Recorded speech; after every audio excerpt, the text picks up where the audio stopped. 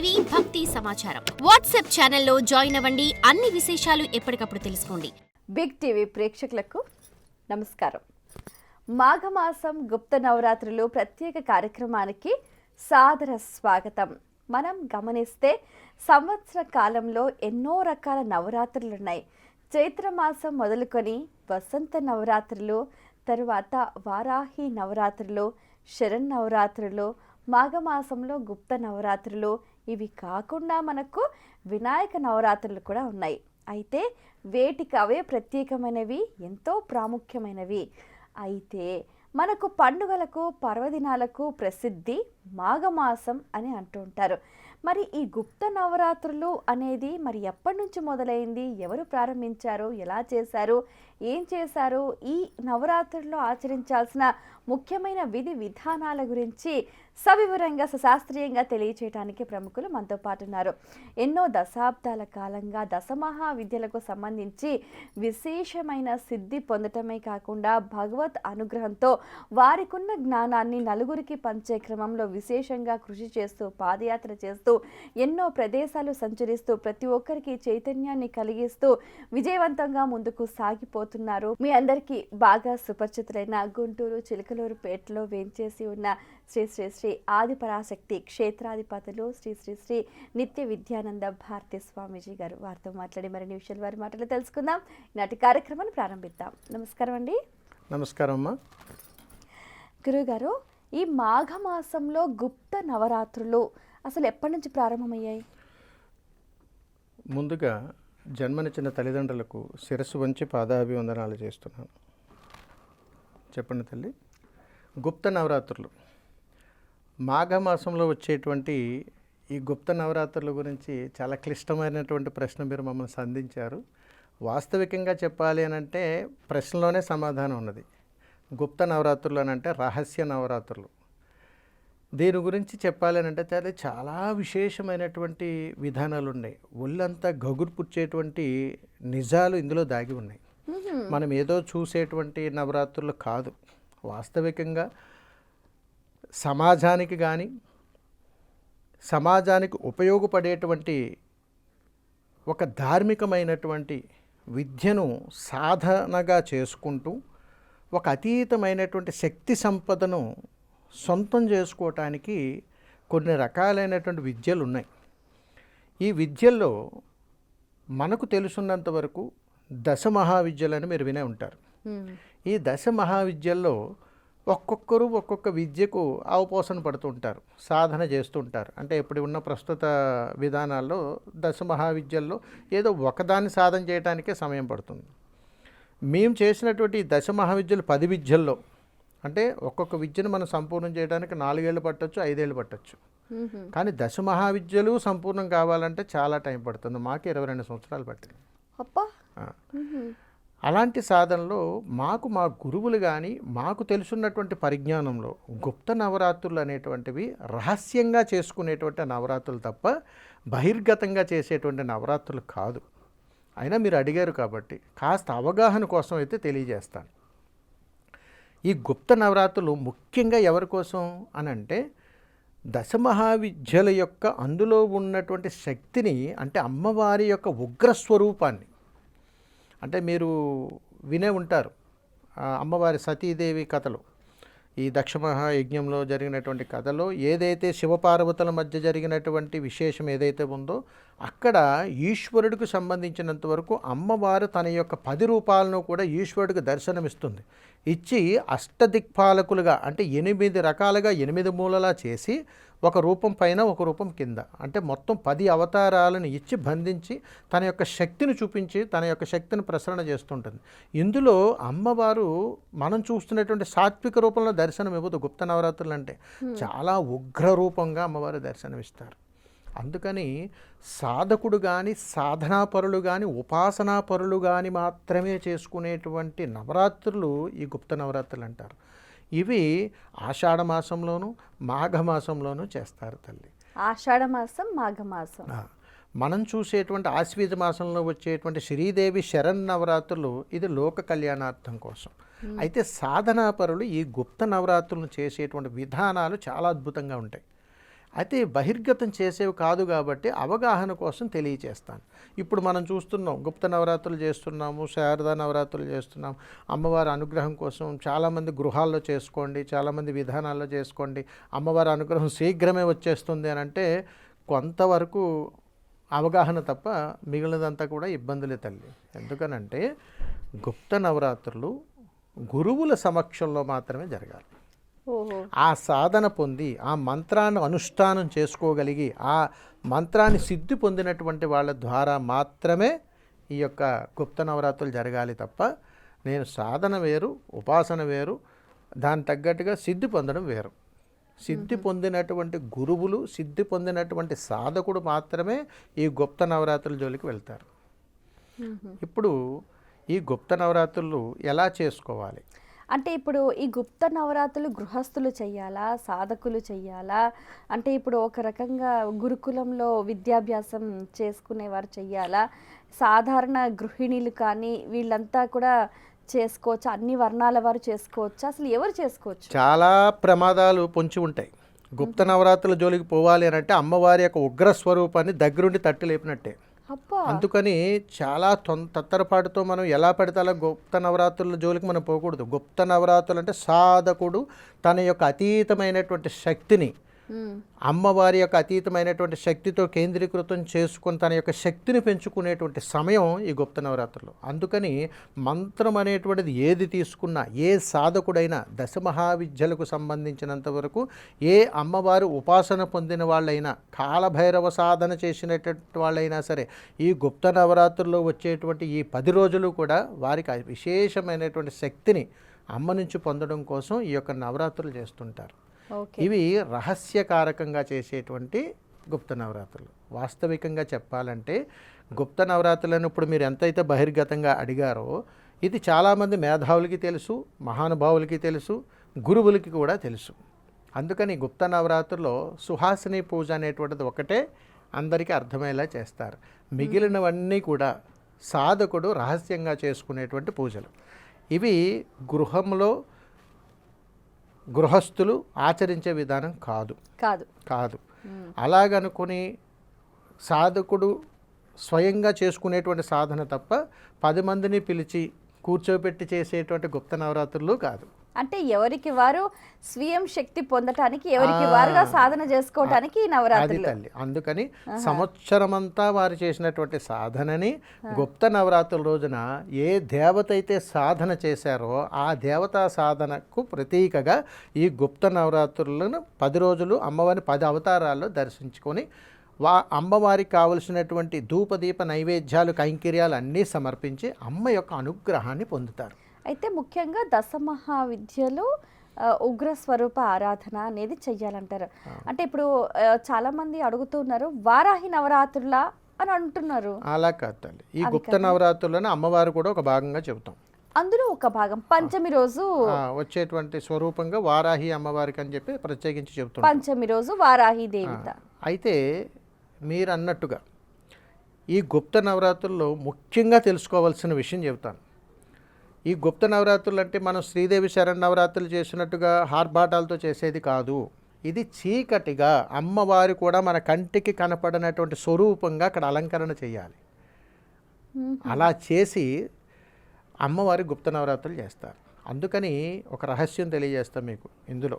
ఎందుకంటే గుప్త నవరాత్రుల కోసం ఎదురు చూసేటువంటి సాధకులు భారతదేశంలో చాలామంది ఉన్నారు.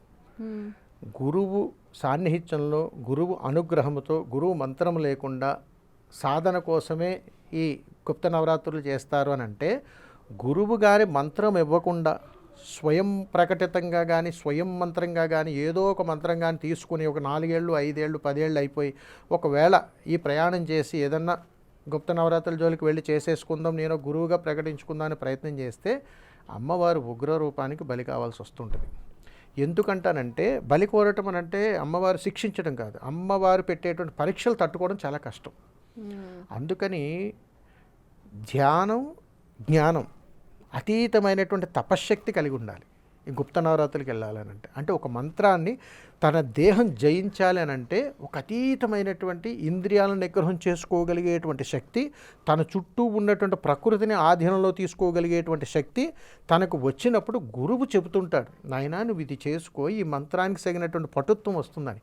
అందుకని గుప్త నవరాత్రులు ఎప్పుడూ కూడా రహస్యంగా చీకటిలో చేసేవి కాబట్టి అమ్మవారిని అలంకరణ చేసుకున్న తర్వాత కలశ స్థాపన అని ఒకటి ఉంటుంది. ముఖ్యంగా గుర్తుపెట్టుకోండి, ఏ సాధకుడైనా కానీ గుప్త నవరాత్రులు అనేటువంటివి ప్రారంభం చేసుకుని ఉన్నప్పుడు ఒక్కొక్క రోజు ఒక్కొక్క కలశానికి ప్రతీకగా 10 రోజులు 10 కలశాలను అక్కడ ప్రతిష్ఠ చేసేటప్పుడు మట్టి కుండలతో మాత్రమే కలశాలు చేయాలి. అవునా? అవును తల్లి. ఇప్పుడు రాగి చెంబు, వెండి చెంబు పెడతారు కదా, ఏమి చేయకూడదు. ఎందుకంటే గుప్త నవరాత్రుల్లో వాడేటువంటి ఏ ద్రవ్యమైనా కానీ నిమజ్జనం చేయాల్సిందే. అవునా? ఏది వెనక్కు తేయకూడదు. అందుకని గుప్త నవరాత్రులు అత్యంత ప్రీతికరమైనటువంటి వాటిల్లో మట్టినే ఎందుకు కొలుస్తారు అనంటే అమ్మ స్వరూపంగా భావిస్తాం. ఎందుకనంటే ఈ దేహాన్ని వదిలి ఆత్మ వేరు చేయబడినప్పుడు భూగర్భంలోనే కలుస్తాం. దానికి ప్రతీకగా మట్టితో చేసినటువంటి కుండలను కలశాలుగా వాడి అమ్మను అందులోకి ఆవాహనం చేస్తారు. జన్మనిచ్చావు, మంచి జీవితాన్ని ఇచ్చావమ్మా, దీనికి ఏదో రకంగా నీ సార్థకత ఏర్పాటు చేసుకోవాలి. కాబట్టి నేను నా గురువుల అనుగ్రహముతోటి ఒక మంత్రాన్ని పొందున్నాను, ఆ మంత్రానికి కావలసినటువంటి అనుష్ఠాన శక్తి కోసం నేను ప్రయాణం చేస్తున్నాను. అమ్మా, నా శక్తికి నువ్వు పరీక్ష పెట్టి ఈ 10 రోజులు నేను నీకు సమర్పించేటువంటి సమస్తాన్ని కూడా నువ్వు స్వీకరించి కాస్త అనుష్ఠాన శక్తిని ప్రసాదించమ్మా అని చెప్పి లోక కళ్యాణార్థం కోసం మనం ఉపయోగించేటువంటి అతీతమైనటువంటి శక్తిని అమ్మ మనకు ప్రసరణ చేస్తుంటుంది. అందుకని ఆ అతీతమైనటువంటి శక్తిని కలశం ద్వారా స్వీకరిస్తారు ఇక్కడ. అందుకని ఈ గుప్త నవరాత్రుల్లో ఎప్పుడైనా కానీ ఘటస్థాపన అని చెప్పేసి ఒకటి చేస్తుంటాం. కలశ స్థాపన మనం చేసేటప్పుడు ఎప్పుడైనా కానీ ఆ కలశంలోనికి శుద్ధ గంగాజలం ఉండాలి. మళ్ళీ మనం ఏదో ఇంటి దగ్గర ట్యాప్ దగ్గర నీళ్ళు లేదా కాలువలో నీళ్ళు మనం తీసుకురాకూడదు. పవిత్ర నదీ స్నానమాచరణ చేసి ఆ నదీ జలాన్ని జాగ్రత్తగా సమకూరణ చేసి తీసుకొచ్చి దానికి ఎలాంటి విధానాలు మైలు వారికి సంబంధించినటువంటి తగలకుండా చాలా జాగ్రత్తగా పెట్టుకొని ఈ గుప్త నవరాత్రుల రోజున వారికి అవకాశం ఉన్నంత మేర ఎన్ని నదీ జలాలు ఉంటే అన్ని నదీ జలాలు కూడా ఆ కలశంలో కుండలో వేసుకొని దాన్ని కలశాకారంగా చేసుకొని దానిపైన మూత పెట్టి దానిపైన కొబ్బరి నుంచి అక్కడ వస్త్రాన్ని ఉంచి కలశస్థానం చేసి అమ్మవారిని అందులోకి ఆవాహనం చేసుకొని ప్రయాణం చేయాలి. ఒక్కొక్క రోజు ఒక్కొక్క అమ్మని ఆవాహనం చేసుకుంటే గుప్త నవరాత్రులు చేసేటప్పుడు గురువు ఆశీర్వాదం తప్పనిసరి. అయితే ఇప్పుడు ఈ 10 కలశాలు పెడతారు, 10 రోజులు పూజ చేస్తారు, అన్ని నిమజ్జనం చేయాలంటారు కదండి, మరి ఏవి నైవేద్యం పెట్టాలంటారు? ఇక్కడ ఒక్కొక్క అమ్మవారికి ఏ అమ్మవారికైనా సరే తీపి నైవేద్యం తప్పనిసరి. తీపి నైవేద్యం తప్పనిసరి. దానితో పాటుగా ఒక్కొక్క అమ్మవారికి ఒక్కొక్క రకమైనటువంటి పుష్పాలు విపరీతమైనటువంటి పుష్పాలను అమ్మవారికి ఎంతో ప్రీతికరమైనటువంటివి. అందుకని ఆ పుష్పాలను సమర్పిస్తూ రోజుకొక రకం ఒక్కొక్క అవతారం అమ్మని ఆ కలశంలోనే ఆవాహనం చేసుకుంటూ మనం ఈ భావాలన్నీ తీసుకొస్తాం. ఎందుకనంటే 10 రోజులు చేసేటువంటి అవతారాలలో అమ్మవారిని పుష్పాలంకరణ చేస్తూ కలశానికే అలంకరణ చేసుకుంటూ కలశంలోనే అమ్మవారిని ఆవాహనం చేస్తూ ఆ వచ్చేటువంటి అతీతమైనటువంటి శక్తిని వారు పొందుతూ బాగా ముఖ్యులైనటువంటి వాళ్ళు అంటే వారి దగ్గర శిష్యులో పనివారమో ఎవరైనా ఓ 10 మందినో ఎవరినైనా తెలిసినటువంటి వాళ్ళని వాళ్ళు పిలుచుకొని చేసుకునేటువంటి నవరాత్రులు. అందుకని వారి శక్తి మేర అని ఉంటుంది ఇక్కడ కూడా. గుప్త నవరాత్రులు మనం లేకుండా అప్పులు చేసి ఇబ్బందులు పడి చేయకూడదు తల్లి.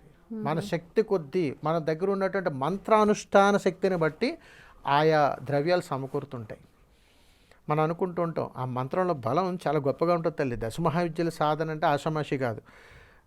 అమ్మా నీకు ఇది చేద్దామని అనుకున్నానమ్మా, ఇది నా దగ్గర లేదు తల్లి, నా శక్తి సరిపోవట్లేదు, నా దగ్గర ధనము లేదు తల్లి, నీకు ఇది చేద్దామని అనుకున్నానంటే ఇది నిజాయితీ అయితే ధర్మం అయితే అమ్మ మనకి చెప్పదు, అతీతమైనటువంటి శక్తి మనలోకి వస్తుంది, అవన్నీ అక్కడికి సమకూరుతాయి. ఎలా వస్తాయి అని అంటే అది సాధకుడికి మాత్రమే తెలుస్తుంది తప్ప మనం వెళ్ళి కంగారు పడి అది చేసి ఇది చేసి అవసరం. దశమహావిద్యల యొక్క గొప్పతనం అలా ఉంటుంది, అమ్మ యొక్క ప్రేమ కూడా అంత అతీతంగా ఉంటుంది తల్లి.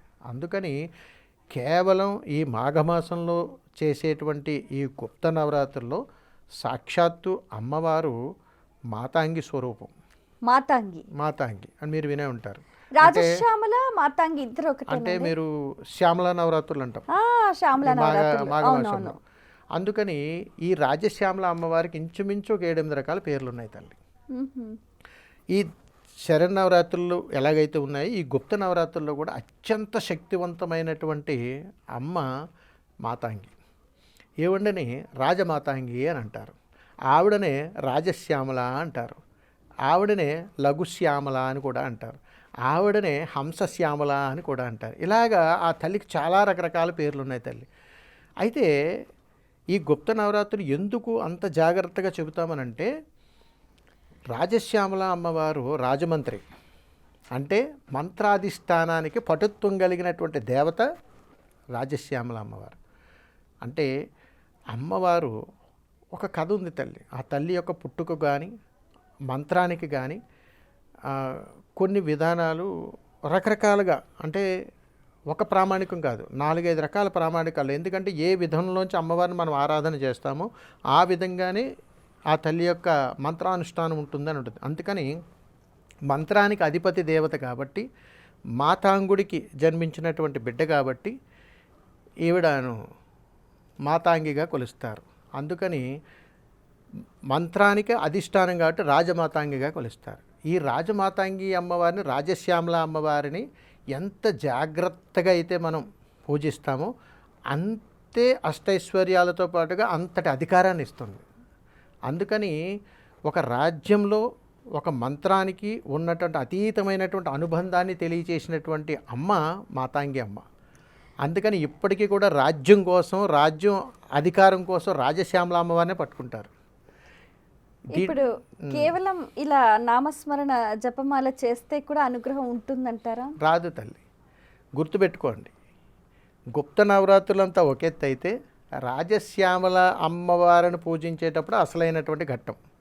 ఎందుకనంటే అమ్మవారి యొక్క విశేషమైనటువంటి ఫలితాన్ని మనం పొందాలని అనుకున్నప్పుడు ఆ తల్లి ఇచ్చేటువంటి పరీక్షలు చాలా కఠినంగా ఉంటాయి. ఎందుకంటే మంత్రాన్ని సృష్టించగలిగేటువంటి గురువు ఉండాలి, యంత్రాన్ని సృష్టించగలిగేటువంటి గురువు ఉండాలి, అమ్మ యొక్క అనుష్ఠానాన్ని, అనుగ్రహాన్ని మనకిచ్చేటువంటి గురువు యొక్క సమక్షంలో అది జరగాలి.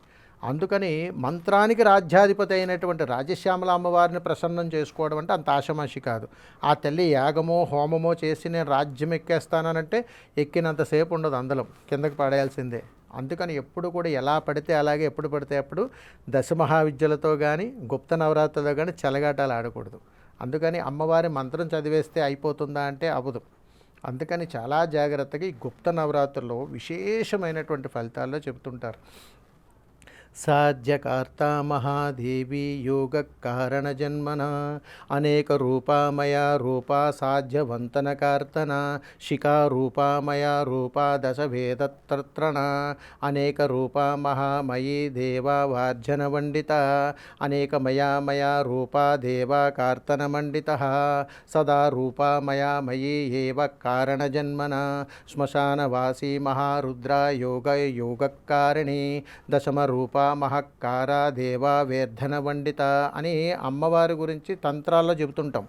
ఈ తంత్రాల్లో చెప్పేటువంటివి ఏవి కూడా గురువులు మనకు చెబితేనే తెలుస్తుంది తప్ప మనకు తెలుసున్నంత వరకు చదివేసి ఇదే నిర్ధారణ అనుకోవటానికి లేదు. ఎందుకనంటే అమ్మవారి అనుగ్రహం పొందేటప్పుడు, అమ్మవారిని చూసేటప్పుడు, అమ్మవారి అర్చన చేసేటప్పుడు అక్కడ పుట్టించేటువంటి మంత్రం కానీ, వచ్చేటువంటి మంత్రం కానీ సాధకుడికి మాత్రమే అర్థమవుతుంది.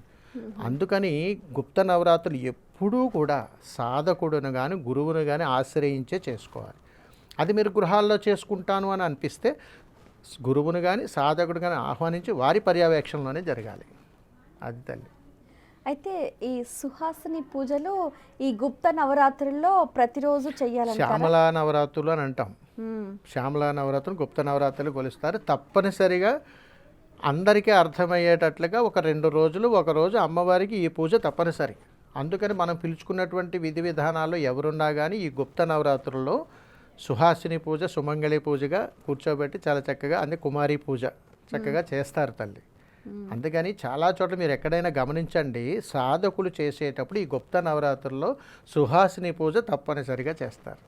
ఎందుకంటే ఆ తల్లి అనుగ్రహం ఎవరో ఒకరికి ఇవ్వాలి, ఆ ఇచ్చేటువంటి విధం. మరి మిగిలినటువంటి 7 రోజులు 8 రోజులు రహస్యంగా చేసేటువంటి రాత్రులు. అందుకని 9 రోజులు కూడా అమ్మవారు మనకు చీకట్లోనే దర్శనమిస్తారు. అలాగే చూడాలి. ఎలా దర్శనమిస్తారు? అది సాధకుడికి మాత్రమే తెలుసు. సాధకుడికి మాత్రమే దర్శనం కలుగుతుంది తప్ప ఎవరికి దర్శనం కలదు. ఎందుకంటే మంత్రానికి ఉన్నటువంటి గొప్పతనం అదే. అలా మంత్రాన్ని కాపాడుకున్న నాళ్ళు ఆ తల్లి వారికి అనుగ్రహాన్ని ఇస్తూనే ఉంటుంది. అది తల్లి. అయితే రాజశ్యామల ఆరాధనతోటి రాజయోగం లభిస్తుందంటారా? రాజశ్యామల అమ్మవారిని ఆరాధించటం వల్ల రాజ్యాకర్షణ కలుగుతుంది తప్ప రాజ్యాధికారం దక్కదు.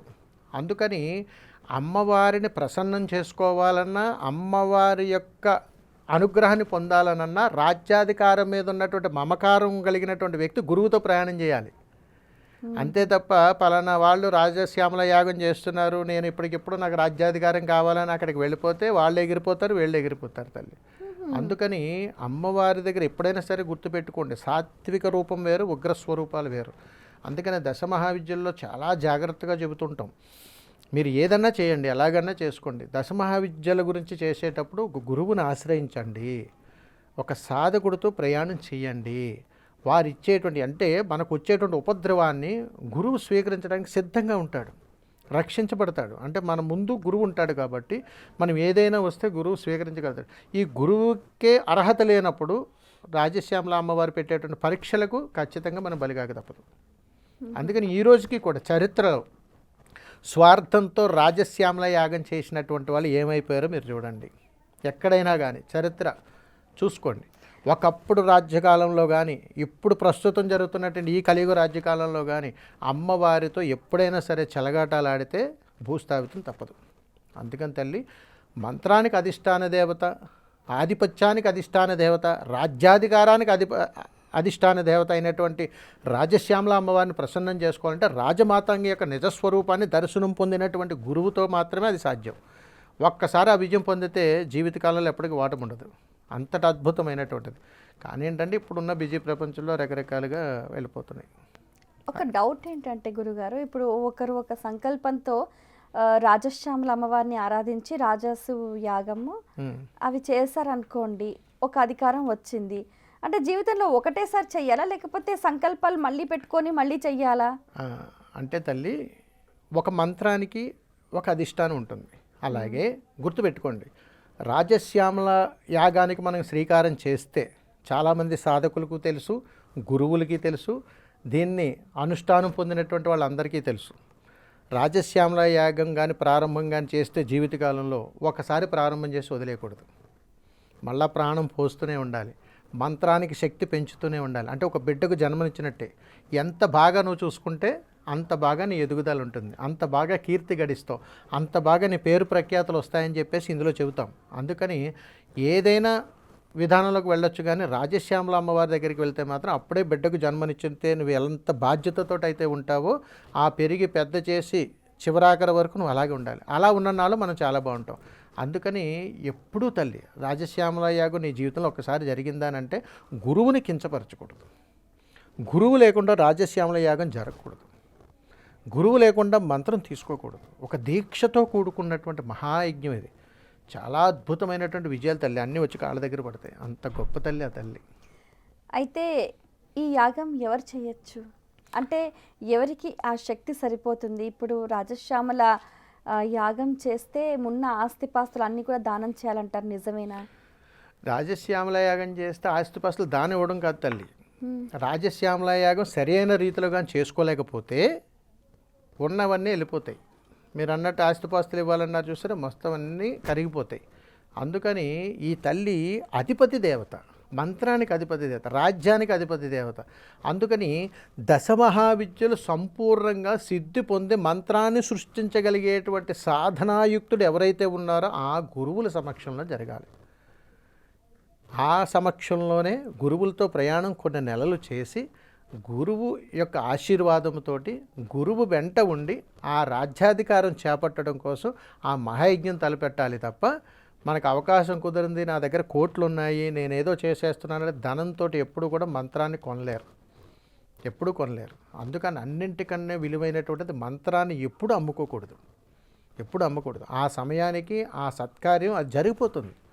ఇప్పుడు రాజ్యంలో రాజు ఏం చేయాలి? దాన ధర్మాలే చేయాలి. నాది ఎంత దాచుకుంటే ఏముంటుంది? ఏముండదు తల్లి. అందుకని అమ్మకు ఎంత పెట్టినా తక్కువే. అందుకని మన తృప్తి, మనకు ఆత్మసంతృప్తి అంటే అమ్మని అందరిలోనూ చూడగలిగేటువంటి తత్వం అధికారికి ఉండాలి. అంతే తప్ప నేనే చూడాలని ఉండకూడదు. అందుకని అమ్మను సకల కోటి జీవరాశుల్లో చూడగలిగేటువంటి తత్వం ఏ వ్యక్తికి ఏది ఇచ్చినా కానీ మా అమ్మకే ఇస్తున్నాను కదా అనే భావం కలిగిన నాళ్ళు అతను చాలా బాగుంటాడు. దీనికి కొన్ని విధానాలు, ప్రామాణికాలు, కొన్ని విధానాలు ఉన్నాయి తల్లి. అంతే తప్ప ఒక 200 మందితోటి, ఒక 1000 మందితోటి ఒక మహాకుండలాలు వేసి మహాయజ్ఞం చేసి రాజశ్యామల యాగం చేశాను, నేను రాజ్యాధికారి ఎలా ఎక్కామో అలా పడిపోతాం. అంతే. దీని ఒక ధర్మము, విధానాలు ఉన్నాయి.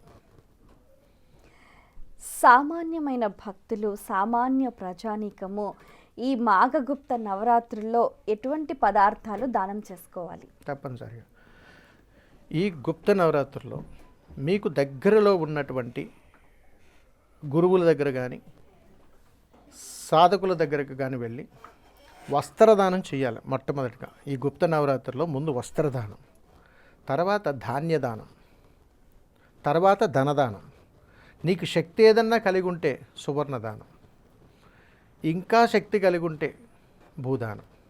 ఈ దానాలు గుప్త నవరాత్రుల్లో కేవలం సాధకుడికి కానీ గురువులకు కానీ మాత్రమే దానం చేయాలి. ఎందుకనంటే ఆ మంత్రానుష్ఠాన శక్తి యొక్క ప్రభావమే ఇవన్నీ చేపిస్తుంది. మనం ఇవ్వాలి, ఖచ్చితంగా చెయ్యాలి అని కాదు తల్లి, దాని యొక్క ధర్మం అంతే. ఓకే. అయితే ఇప్పుడు ఈ దానం చేసే క్రమంలో ఈ దేవాలయ నిర్మాణంలో భాగస్వాములు అవ్వటం కూడా దానం కిందకి వస్తుందంటారా? అంతే తల్లి. ఎందుకంటే అన్నదానం చేస్తారు చాలామంది, మీరు చూస్తారు. వాళ్ళు తింటున్నంతసేపు అక్కడ ఉండరు, ఆ పదార్థాలు వడ్డించే అవకాశం తీసుకోరు. తిన్న తర్వాత వాటిని అక్కడి నుంచి శుభ్రపరిచే విధానంలోకి వెళ్ళరు. అందుకని ఎప్పుడైనా సరే అన్నదానం అంటే ఏంటి తల్లి? ఒక 1116లో లేదా లక్షలో చదివించడం అని అన్నదానం అని అన్నారు. ఎక్కడైనా దేవాలయాల్లో అన్నదానం నడుస్తుంది అని అంటే దాంట్లో మనం భాగస్వామ్యం అవ్వాలి. అంటే విస్తర వేయాలి, పదార్థాలు వండించాలి, వాళ్ళు తినగా మిగిలినటువంటి విస్తరణను మనమే స్వహస్త్రాలతో తీసుకోవాలి. ఇది సంపూర్ణమైనటువంటి సేవ చేస్తేనే అన్నదానంలో భాగస్వామ్యం. ఇప్పుడు ఇంట్లో ప్రసాదం తీసుకుంటారు, అంటే భోజనం చేస్తారు. మీరు భోజనం సిద్ధం చేసి అన్నీ ఆ వంటగదిలో అలాగే ఉంచేసారనుకో దేనికి పని చేస్తాయి? చేసుకోవాలి కదా, వడ్డించుకోవాలి, తినాలి కదా. ఇలాగ ఏదైతే ప్రక్రియ నిత్యక్రతువులో జరుగుతుందో అన్నదానము, నా దగ్గర శక్తి ఉందంటే ఒక 10,116 ఇస్తున్నాను, 1,00,000 రూపాయలు ఇస్తున్నాను, అన్నదానం చేసేయండి. చేయరండి. ఎవరి కర్మస్వీయ వారే దాన్ని అనుభవించాలి, వారే భాగస్వామ్యం అవ్వాలని చెప్పేసి ఉంటుంది. అందుకని ఏ పత్రంలోనైతే పదార్థాలు వండి పెడుతున్నారో నువ్వు ప్రేమతో పెడితేనే దాని యొక్క పరమార్థం. అందుకని అమ్మకు పెట్టేటువంటి పదార్థాలు కానీ, అమ్మకు అభిషేకించేటువంటి విధానాలు కానీ, అమ్మకు అర్పించేటువంటి పువ్వులు కానీ, అమ్మకు అర్పించేటువంటి సకల ద్రవ్యాలు ఏదైనా కానీ నీ మనసుతో మాత్రమే చేయమని చెబుతాం. అలాగే తల్లి పేరు చెప్పి, దేవాలయం పేరు చెప్పి నువ్వు చేసేటువంటి ఏ దానంలోనైనా సరే భాగస్వామి అయి తీరాల్సిందే. అంతే తప్ప రసీదు పొంది నేను రసీదు ఇచ్చాను, దానం ఇచ్చానంటే నిష్ప్రయోజనం. అంతే తల్లి. ఈ మాఘగుప్త నవరాత్రుల్లో గమనిస్తే కూడా మనకు అనేక పర్వదినాలు కూడా వస్తూ ఉంటాయి. వసంత పంచమి అని, భీష్మాష్టమి అని, భీష్మ ఏకాదశి అని. మరి వాటికి సంబంధించి ఏం చేయాలంటారు? శుభ పర్వదినాలలో మాఘమాసంలో వచ్చేటువంటి ఏ పర్వదినమైనా సరే మనం ఏదైనా ఒక సత్కార్యాన్ని భుజాల మీద వేసుకుంటే మాఘమాసం అని అనగానే పాపాలన్నీ పోగొట్టేటువంటి నెల, సింపుల్గా చెప్పాలని అంటే. కాబట్టి ఏది మా ఆఘం, అవును, అఘం అంటే పాపం, పాపం పోయేది, పాపం పోయేటువంటి నెల ఏది ఉంది? మాఘమాసం. కాబట్టి ఎలా పోతుంది అంటే మనం ఎన్నో కర్మలు చేస్తుంటాం. ఆ చేసేటువంటి వాటిల్లో కొంతవరకు ఈ ప్రకృతి ధర్మంలో ఉండేటువంటి అతీతమైనటువంటి శక్తితో ఈ దేహశక్తిని నిక్షిప్తం చేసి కొంతవరకు దేహశుద్ధి చేసుకునేటువంటి ప్రక్రియ. అందుకని నదీ స్నానం తప్పనిసరి మాఘమాసంలో అని చెబుతాం. అందుకని ఈ మాఘమాసంలో వచ్చేటువంటి ఎలాంటి శుభకార్యమైనా కానీ అవకాశం ఉన్నంత మేర నదీ స్నానం చేసిన తర్వాతే ఆ శుభకార్యంలోకి వచ్చాలి. ఆఖరికి మీకు శివరాత్రి వస్తుంది, ఏం చేస్తారు చెప్పండి? చాలామంది ఉపవాసం ఉంటారు, అభిషేకాలు చేస్తారు, ముందుగా నదీ స్నానానికి వెళ్తారు. ఎక్కడ నదీ స్నానం అవకాశం ఉందో అని చేసి ముందు అదే. ఎందుకు తీసుకొచ్చారు మన పూర్వీకులు అని అంటే దేవతల యొక్క అనుగ్రహం మనకు రావాలి అని అన్నప్పుడు జీవితకాలంలో రోజు చేసేటువంటి విధానం వేరు, పుణ్యాది కార్యక్రమాలలో పుణ్యనదీ స్నానం ఎప్పుడైతే చేశామో ఈ దేహం పొందేటువంటి అతీతమైనటువంటి తన్మయత్వం వేరు. ఆ తత్వంలోనే భగవత్ స్వరూపం మన యొక్క అనుగ్రహం దగ్గరగా ఉంటాం. అందుకని మీరు చూడండి, ఎప్పుడు వెళ్ళేటువంటి శివాలయంలో కలిగిన అనుభూతి శివరాత్రి రోజు శివాలయానికి వెళితే చాలా అనుభూతి కలుగుతుంది. ఎందుకు వస్తుందంటే మనసుతో మనం ప్రయాణం చేస్తుంటాం. అందుకని తల్లి, మనసుతో చేసేటువంటి తత్వం ఎవరికైతే కలుగుతుందో అలాంటి అద్భుతమైనటువంటి ఫలితాలు పొందడానికి మన కోసం వచ్చినటువంటి మాసం మాఘమాసం. అందుకని ఈ మాఘమాసంలోనే గుప్త నవరాత్రులు, ఈ మాఘమాసంలోనే ఈ అక్షరాభ్యాసాలు కానీ, ఈ మాఘమాసంలోనే అమ్మవారి అనుగ్రహం కానీ, ఈ మాఘమాసంలోనే కుంభమేళ కానీ, ఈ మాఘమాసంలోనే మాఘ పౌర్ణమి కానీ విశేషమైనటువంటి ఫలితాలు పొందడం కానీ అన్ని రకాలుగా ఎలా చూసుకున్నా కానీ శుభప్రదంగా చెబుతుంటారు. అందుకని మీరు కళ్యాణాలకు కూడా మాఘమాసం అని చెప్పేసి మనం చెబుతుంటుంటాం. అందుకని భగవంతుడికి అత్యంత శీఘ్రంగా అనుగ్రహాన్ని పొందేటువంటి నెల ఏదైనా ఉన్నదా అని అంటే ఈ 12 నెలల్లో ఈ మాఘమాసం తల్లి. గురుగారు, ఈ మాఘమాసం గుప్త నవరాత్రుల్లో ఎవరైతే సాధన చేస్తారో శక్తి లభిస్తుంది అని అంటూ ఉంటారు. అయితే అమ్మవారి నుండి వ్యక్తమైన ఆ శక్తి అనేది ఆ సాధన చేసే సాధకుడికి లభిస్తుంది అంటారు. అలా కాకుండా ఈ సకల జీవరాశులు ఉంటాయి కదా, అసలు అవి వాటి శక్తి అంటే ఈ అమ్మవారి శక్తి, అసలు ఈ శక్తి స్వరూపము వర్ణన దాని గురించి తెలియచేయండి. తప్పనిసరిగా తల్లి, ఈ గుప్త నవరాత్రులు చేసేటువంటి సాధకుడు ఎవరైనా కానీ లోక కళ్యాణార్థం కోసం తన యొక్క సాధనను సకల కోటి జీవరాశులకు పంచగలిగేటువంటి తత్వం కలిగి ఉండాలి.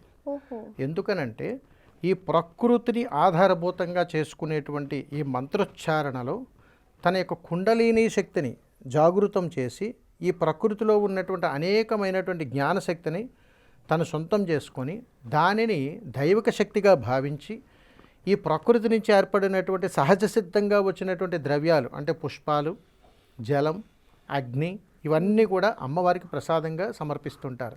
అలా ప్రసాదించేటప్పుడు శక్తికి సంబంధించి శక్తికి అలా చాలా రకరకాలుగా అమ్మవారికి ప్రసాదంగా నివేదనగా ఇస్తుంటారు. ఎగ్జాంపుల్గా మీకు చెప్పాలంటే యాదేవి సర్వభూతేషు అనేటువంటి ఒక మంత్రం మనం చదువుతుంటాం. దీంట్లోకి పోతే మనం యాదేవి సర్వభూతేషు శక్తి రూపేణ సంస్థిత అని నమస్తస్యే నమస్తస్యే నమస్తస్యే నమో నమః అని చెప్పేసి మనకు మంత్రం చదువుతుంటాం. అలాగా యాదేవి సర్వభూతేషు శక్తి, అదేవిధంగా ఐశ్వర్యం, అదేవిధంగా యోగం, అదేవిధంగా తత్వం, అదేవిధంగా జ్ఞానం, ప్రతి ఒక్కటి కూడా అమ్మవారికి సంబంధించినటువంటిది. వీటన్నింటికి కూడా అనేక నమస్కారాలమ్మ, నమస్తస్యే నమస్తస్యే నమస్తస్యే నమో నమః అని చెబుతూ అనేక నమస్కారాలు నీకు తెలియజేస్తున్నానమ్మా. సర్వము కూడా నువ్విచ్చినటువంటి ప్రసాదమే, శక్తినిచ్చో, యుక్తినిచ్చో, ముక్తినిచ్చో, మోక్షాన్నిచ్చో, జ్ఞానాన్నిచ్చో అని చెప్పి ఆ తల్లిని పలికిస్తూ ప్రకృతిని అందులో ఇమిడింపజేస్తూ అమ్మకు నమస్కారాలు చేస్తుంటాం. అందుకని ఈ సమస్త సృష్టిలో ఉన్నటువంటి ప్రకృతి చరరాశులన్నిటికీ కూడా ఆ జన్మాంతం మన సాష్టాంగ నమస్కారం చేసి తీరాల్సిందే. ఎందుకంటే ప్రకృతి లేనిదే మనుగడ లేదు, మనుగడ లేనిదే మనకి ఏది లేదు. అందుకని తల్లి, భగవంతుడు ఎక్కడో లేడు తల్లి. వీటన్నింటినీ కూడా మనకు అవకాశాలుగా మనం మార్చుకుని బ్రతుకుతున్నామంటే ఇందులో నేనున్నాను గుర్తించలేకపోతే ఇంకా అంతకంటే ఇంకేముంటుంది తల్లి. అందుకని ఈ గుప్త నవరాత్రుల్లో మాత్రమే అమ్మవారిని అనుష్ఠానం పొంది తల్లి యొక్క అతీతమైన శక్తిని తీసుకొని మన యొక్క తపశ్శక్తి ద్వారా ఈ సకల కోటి జీవరాశులకు అనుగ్రహాన్ని ఇచ్చేటువంటి ఏకైక నవరాత్రులుగా చెబుతుంటారు. అందుకని మంత్రం బాగుండాలి, పలికే విధానం బాగుండాలి, తద్వారా జ్ఞానం బాగుండాలి. అప్పుడు మనకున్నటువంటి అతీతమైనటువంటి శక్తి ప్రకృతిలో ఇమిడి అమ్మవారి యొక్క అనుగ్రహంతో ఒక మహాశక్తిగా మారేటువంటి అవకాశాలు ఉంటాయి తల్లి. గురుగారు, మనం గమనిస్తే కూడా ఈ మాఘమాసం గుప్త నవరాత్రుల్లో సాధన చేసే సాధకులు ఎక్కువగా ఏ సమయాన్ని ఎంచుకుంటారంటారు? ఓన్లీ గుప్త నవరాత్రుల్లోనే తల్లి. గుప్త నవరాత్రుల్లో సాధన చేయటానికి 2 ముహూర్తాలు ఉన్నాయి తల్లి. ఒకటి బ్రహ్మ ముహూర్తం, రెండవది అర్ధరాత్రి నిశీధ వేళ. అంటే సుమారు 11:54 నుండి 1:03 మధ్యలో. ఎందుకనంటే వీరు కఠినమైనటువంటి ఉపాసన చేస్తేనే అది ఉపయోగపడుతుంది తల్లి. అది గుర్తుపెట్టుకోవాలి. అంటే ఏ సమయం పడితే ఆ సమయంలో గుప్త నవరాత్రులు చేసేటువంటి సాధకులు సాధన చెయ్యరు. ఎందుకంటే గుప్త నవరాత్రులు చేసుకోవాలనుకునేటువంటి సాధకులు అమ్మవారి అనుగ్రహాన్ని పొందటానికి బ్రహ్మ ముహూర్తంలో దేహశుద్ధి చేసుకొని నిషీధి సమయంలో ఆత్మశుద్ధి జరుగుతుంది. ఓహో. అందుకని ఈ మధ్యలో జరిగేటువంటి ఈ 12 గంటల నిరాకంఠ ప్రయాణంలో వీరు చుట్టూ ఉన్నటువంటి ఉగ్రభూతాలన్నీ కూడా ఈ దేహాన్ని విపరీతమైనటువంటి పరీక్షలకు తీసుకొస్తుంటాయి. నిద్ర తీసుకొస్తే, రకరకాలు తీసుకొస్తే, వ్యామోహాలు తీసుకొస్తే, కామకోరికలు తీసుకొస్తే, వైరాగ్యాన్ని తీసుకొస్తే, మా గురువుల మీద అసహ్యం తీసుకొస్తే, చుట్టూ ఉన్న పరిసరాల మీద వ్యామోహాలు, అన్ని రకాలుగా లోభానికి గురయ్యేటట్లుగా ఈ పరీక్షలు ఉంటాయి తల్లి. వీటన్నింటినీ ఛేదించుకుని అర్ధరాత్రి సమయంలో 12 గంటల అంటే 11 గంటల 54 నిమిషాల నుంచి 1 గంట 3 నిమిషాల మధ్యలో నిటారుగా కూర్చొని శ్వాసను నడుమలో మంత్రోచ్చారణ చేస్తూ తన దేహాన్ని శుద్ధి చేసుకుంటూ ఆత్మను మమేకం చేసుకుంటూ తన మనశ్శక్తితోటి ఆత్మశక్తితోటి కుండలి శక్తిని జాగృతం చేసి ఈ సూక్ష్మ ప్రయాణం ద్వారా అంటే మనకి బ్రహ్మరంధ్రం ద్వారా అతీతమైనటువంటి దైవశక్తిని చూడగలిగేటువంటి సమయం అది. అందుకని అంతటి అతీతమైనటువంటి సమయంలో మాత్రమే వారు అనుకున్నట్టుగా ఆ మంత్రానికి శక్తిని తీసుకునేటువంటి సమయంగా భావిస్తారు తప్ప ఎప్పుడు పడితే అప్పుడు ఎలా పడితే అలా చేయకూడదు. వీక్షించారు కదండి, ఇది ఇవాళ మన ప్రత్యేకమైన కార్యక్రమం. మరో కార్యక్రమంలో మళ్ళీ కలుసుకుందాం. అంతవరకు సెలవు, నమస్కారం. For more videos like this, subscribe Big TV channel.